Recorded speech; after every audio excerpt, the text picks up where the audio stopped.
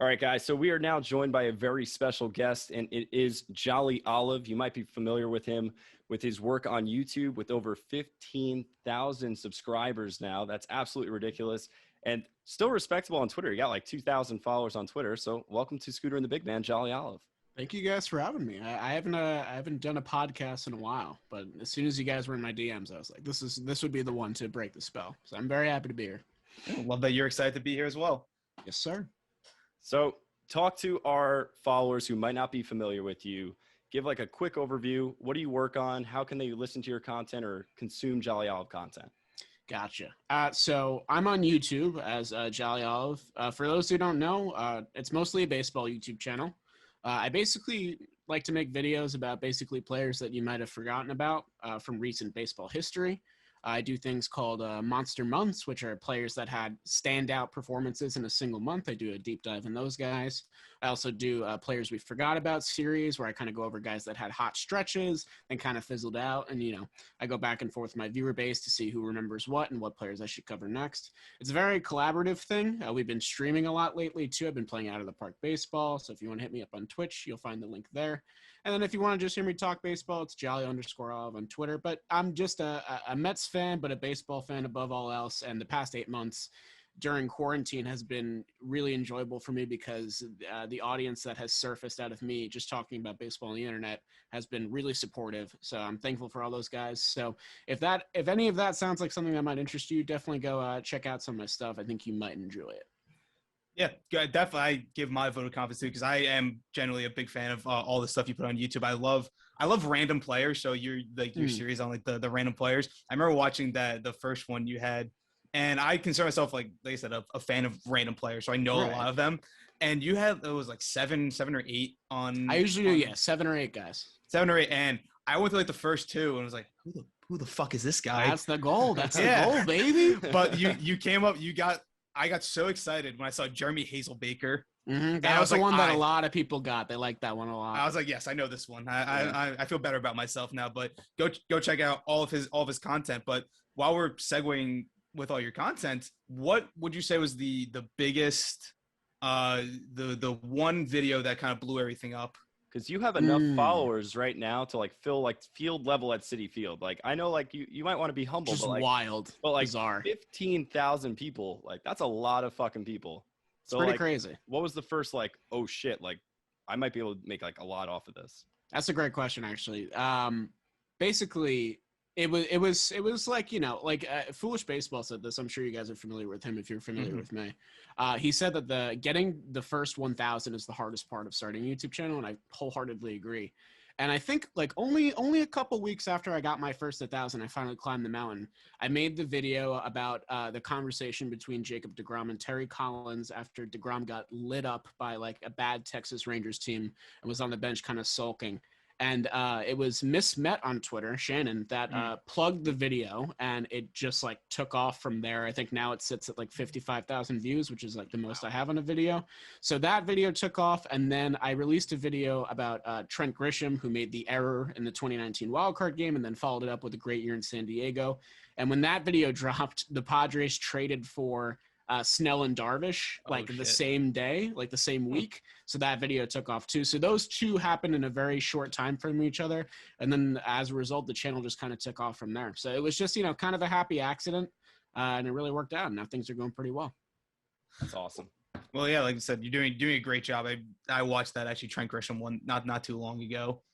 But like you said, I didn't realize that it dropped like once they made all of those trades. So kind of just like you said, a happy accident, just happenstance at the perfect time for a Padres video to come out when their hype was through the roof. Yeah. So you can even make one now with David Peterson after like Lindor was giving him that little like pep talk in the dugout in Philly. It was very Mirror-esque, which I found very cool because I forget who tweeted it first, but as soon as I saw it, I was like, whoa. And I was watching the game the other day, and GKR brought up the deGrom conversation, and then they brought up John Buck in the span of like 5 minutes, and I was like, "What's going on, man? What's going on here?" This is the second John Buck reference that we'll now have on this go. episode. Yeah, John Buck was the John man. Buck getting a lot of love Marlon right now. Bird, who? John Buck, baby. Let's go. John Buck was very forgotten in his very short tenure I will never Mets. 10 forget. home runs in April, baby. Yeah. Yeah, I'll never forget baby. the video of him like with his arm around Harvey right after Tommy John, like where he Oh, he pulls him in nice and tight. I'm like, oh, my man, heartstrings, man. it gets I you. get pulled. Well, we're talking a lot about your videos, and you were very kind of analytically driven in some of these videos. Am I right in saying that? I don't kind want to of. my own for because there are definitely other guys in the platform that have that base of knowledge a little bit better than I do. But since starting the channel, I think that I've grown a lot more comfortable with the analytical side of baseball. That's what I'll say. So we're more eye test guys. Sure. We see what's on the field, batting average, home runs, runs. So I want you to a very simple thing. Explain analytics to us. Okay. Wow. If anything that has a plus in it, I'm like, what the fuck is this? Okay. Just That's actually just a an good point to overview. A Yeah, baseline. absolutely. Okay, so we'll start with I think your core essentials here, and I think this will be beneficial to pretty much any viewer, even if you're not a Mets fan. Plus stats I think are great in terms of just gauging the value of a player. Basically, I'm going to use OPS plus as an example because it's probably my favorite offensive stat. Mhm. You guys are familiar with OPS, I assume. Is that Yes. right? So OPS is on base percentage plus slugging percentage. Usually, if a player can get above 0.800, that means they're doing a pretty good job at the plate. OPS plus is even more accessible than that because basically, if a player is at 100 for their OPS plus, that means they are perfectly league average, meaning that they maintain the league average stats in that term. And if a player has, like, say, a 125 OPS plus, that means that they're 25% better than the rest of the league in terms of that stat specifically. Okay. They also have this for batting average, OBP, slugging percentage. You can find this all on Fangraphs. So I think if you're trying to gauge an analytical side of a hitter and see how they're doing early on in the season or later in the season, OPS plus is your best bet there. You can get a little bit deeper into stuff with like home run fly ball rate and other stuff like that. But I think OPS plus is a good place to start. For pitchers, it gets a little bit more interesting.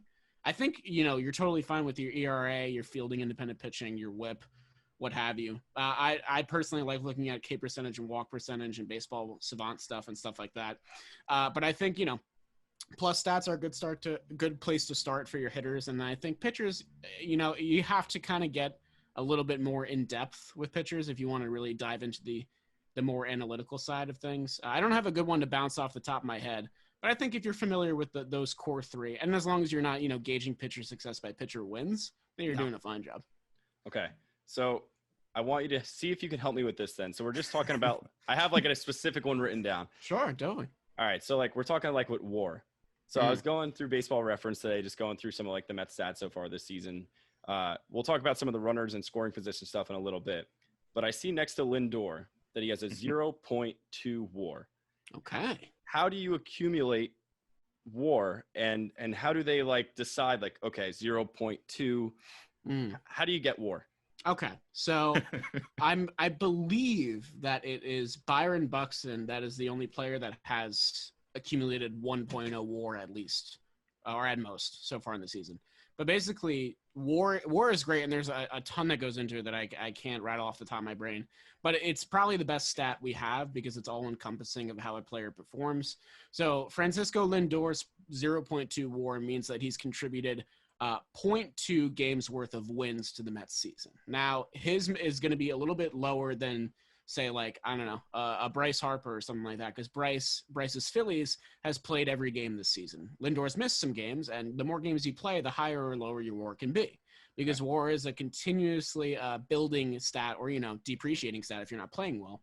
But it measures your base running, your sprint speed, your batting average, OPS, all that kind of thing, how hard you're hitting the ball, stuff like that. So basically, if you're playing well on all sides of the ball, and we all know that Lindor can with his, platinum glove at shortstop and stuff like that, then you're a good candidate to have a really positive WAR.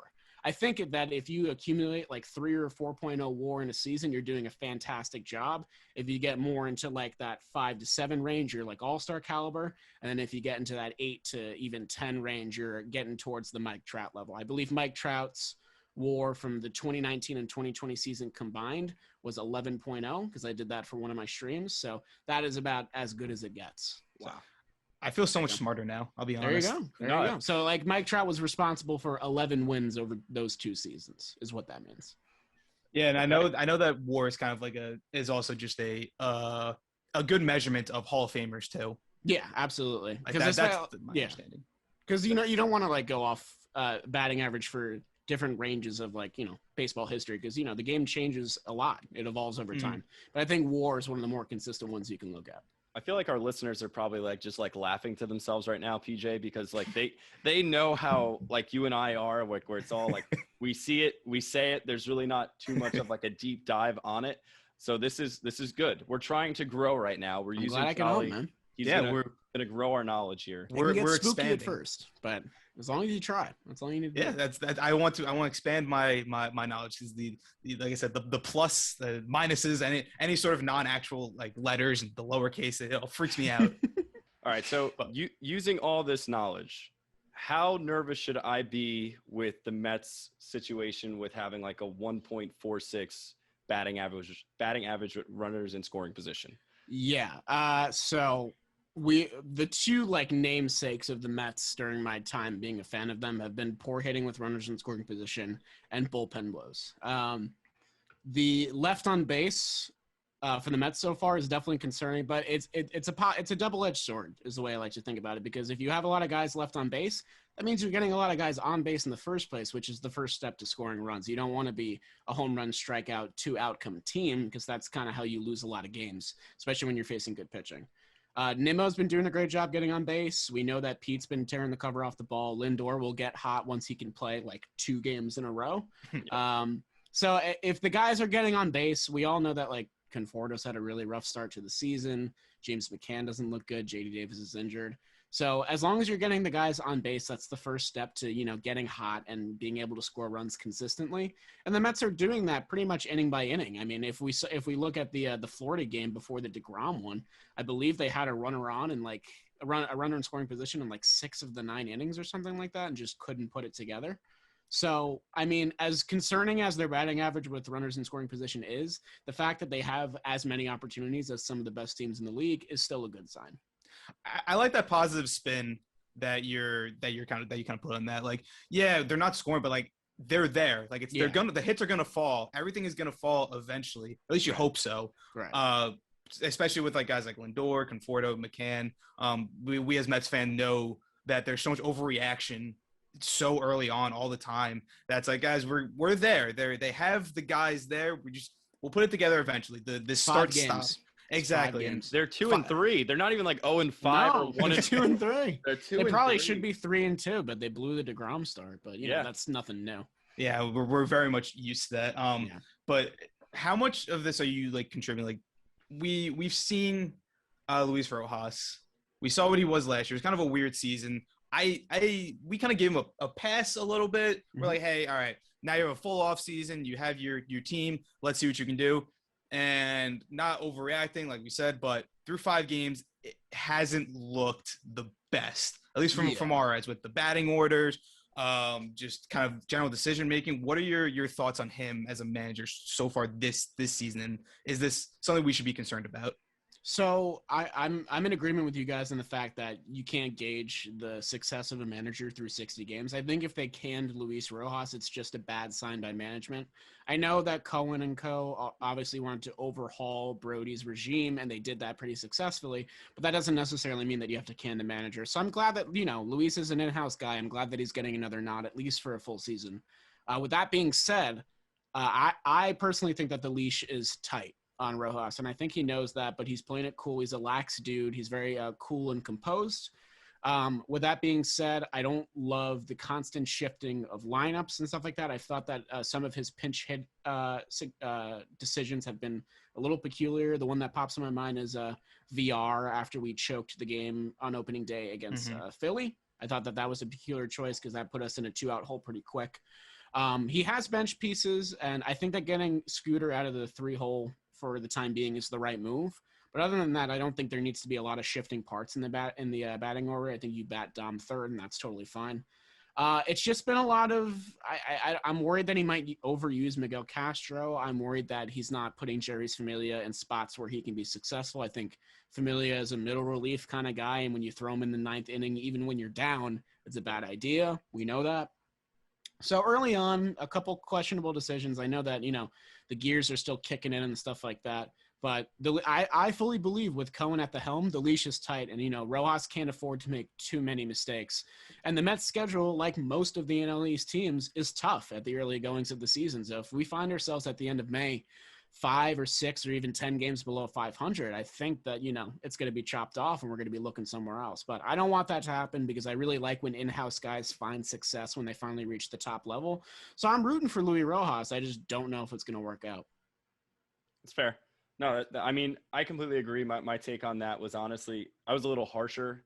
I really didn't like what I saw of the 60-game season. I was personally going back even further. I was really excited for Carlos Beltran to be the manager of this team. And I'm looking at this roster as, especially in 2021, this team might not be together for a long period of time. This could be a 1 year with this core team. We don't know what Conforto, Stroman, Syndergaard, et cetera. We don't know what's going to really be happening with all that.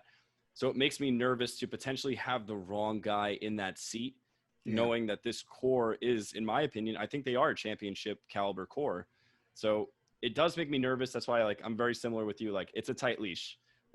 We can't fall too far back because, what these other powerhouses and I'm not sleeping on the Nationals. I don't care if they're 1-5. I've been very high on them.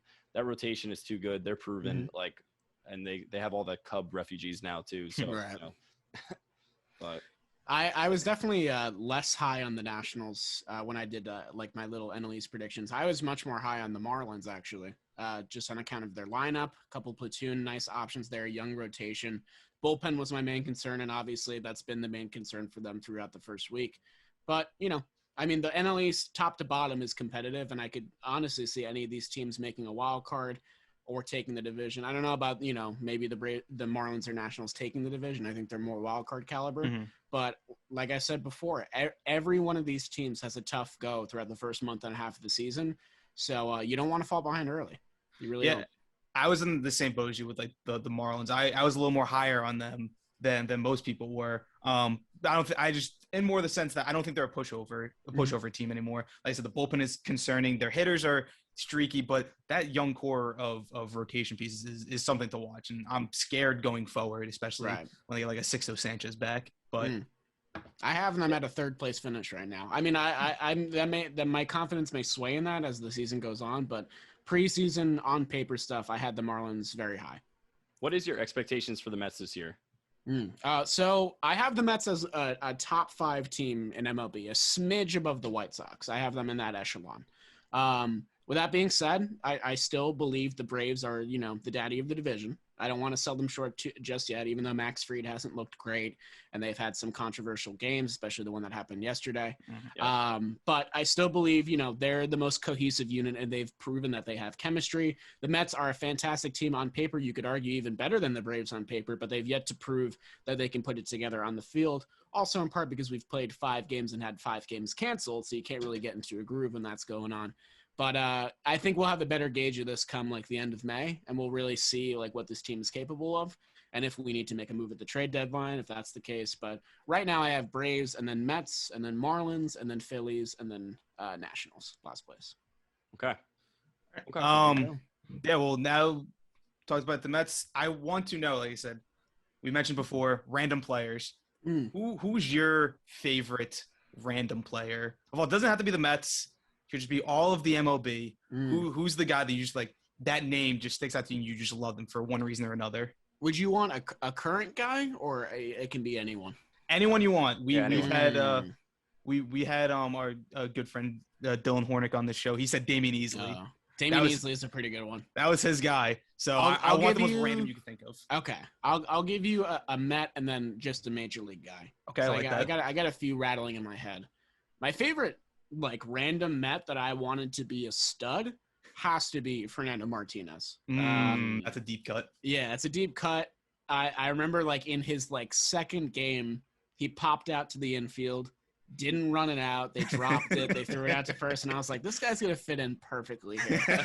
He is made for this team. I love him. He fits the mold. Yeah, he fit the mold perfectly. Dude had serious pop, just never really put it together. Another one of those guys could be like Jordani Valdespin, but he was a bit more of a head case. I wasn't as attached to him. And then all around the major league horn, it would probably, and this also is a Met, so I guess this also counts as a Met. I was a really big Eric Young Jr. guy. I'm a big fan of speedsters and a big fan of crafty pitchers. That's why I like Rich Hill so much. But I loved Eric Young Jr. when we got him for Colin McHugh, I believe, is who we traded there. We got him from the Rockies. Dude stole like 50 bags. He was like the first stolen base leader since Jose. I really liked him. He never really put it together at the plate all that well, but I loved watching him play. So that's my second answer. It's kind of like a Billy Hamilton type where he didn't really get on as much, but when he got on, he was stealing a base no matter what. Always. He was a really likable guy. He was just so likable. Yeah, always a nice, like any kind of story or anything on social media I've ever seen him or post game stuff. Like he was always just like the coolest, nicest human being you possibly get. He was really good with the media too. I remember. It's a shame that his dad coaches for the Braves. I was just about to say if he coached for the Mets, but can't have everything. Funny story, actually. Now you brought up Eric Young Sr. Pretty sure he used to be like the batting coach or something with the Diamondbacks, and this had to be like 2014 maybe, where I went to Diamondbacks Mets games, and I don't know why he was doing this, but he was just rocketing balls off the out the outfield wall at Citi Field. He's in like BP or whatever. Just like just like literally by himself, just rocketing balls off the wall for no reason during batting practice in like left field. And I was just watching like, what the fuck is he doing? Man, it's a generational family, man. Yeah, fresh. Yeah, no, it was quite the sight. Like I always think about it. It always sticks out in my head. I don't know why, but that's an autograph I'd like to get. I know, me too.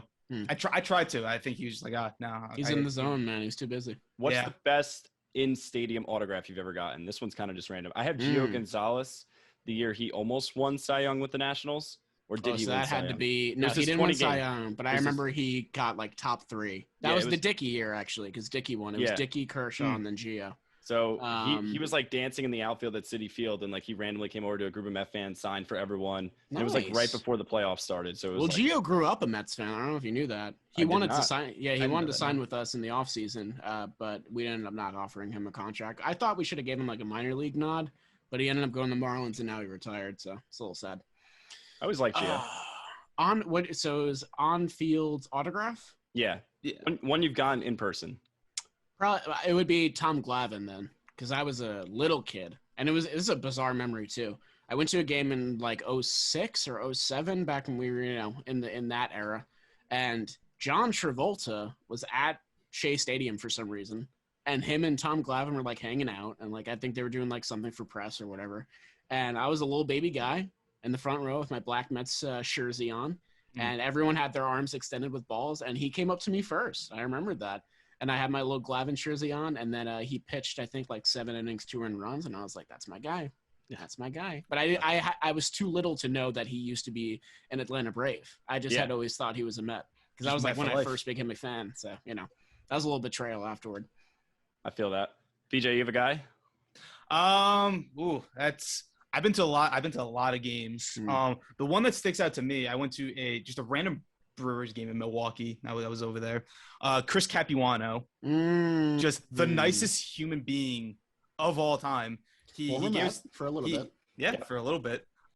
He gave me and my brother an autograph, and as we were walking by, he's like, "Hey, you guys want a picture with me too?" Nice. And we're like, "Yeah, of course." Like we were like maybe like 10. I was like maybe 10 or 9 or 10. My brother was like 13 or 14. And just like to see that, I was like, oh my God, this is the nicest person ever. When he came to the Mets, I was like, oh shit, I know this guy. I got a picture with him. It wasn't that great, but I was always rooting for him. Very nice. Very nice. Yeah. Well, Jolly, we definitely appreciate the time. Once again, this was Jolly Olive. Check him out on YouTube, Twitter. He's putting out great content. He is a Mets fan, so if you are a Met fan listener, please go check out his stuff on that. He's also I love just like your normal Mets tweets too. Like just being a part of Mets Twitter is a special place. So if you're looking for more Mets Twitter's follows, go give Jolly Olive a follow. But thank you again, Jolly. We appreciate it. Appreciate it, guys. Thank you guys for having me. A laser beam, 5-4 New York.